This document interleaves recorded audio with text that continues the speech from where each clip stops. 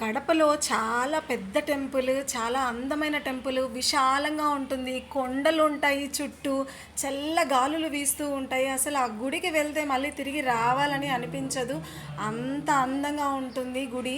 ఆ గుడిలో అమ్మవారిని చూస్తే అసలు ఎవరికి వదిలిపెట్టాలనే అనిపించదు. అమ్మవారిని తదేకంగా బొట్టును ఒక 2 నిమిషాలు చూశారు అని అంటే చాలు, ఏదో తెలియని ఒక శక్తి మీతో ఉన్నట్టుగా ఉంటుంది. ఆ ప్రెజెన్స్ ఏదో అది చూస్తే కానీ మీరు అనుభవించలేరు.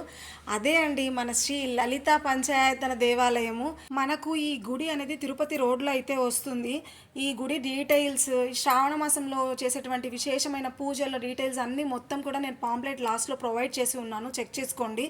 సో మేము లాస్ట్ ఇయర్ చేసినటువంటి ఈ మంగళగౌరి వ్రతానికైతే మేము జస్ట్ పండ్లు టెంకాయ మాత్రమే తీసుకొని వెళ్ళాము. అక్కడ 200 రూపీస్ డబ్బులు పే చేశాము.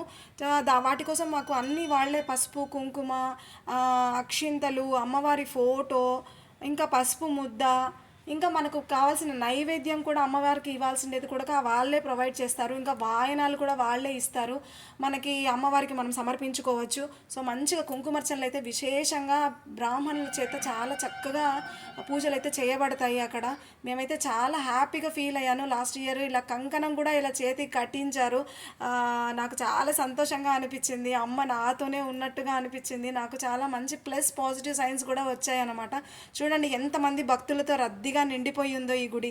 మర్చిపోకుండా ఖచ్చితంగా మీరందరూ ఆ గుడికి వెళ్ళి చక్కగా మంగళగౌరి వ్రతం, సుమంగళి పూజలు అయితే చేసుకొని మీ కోరికలు అయితే నెరవేర్చుకోండి.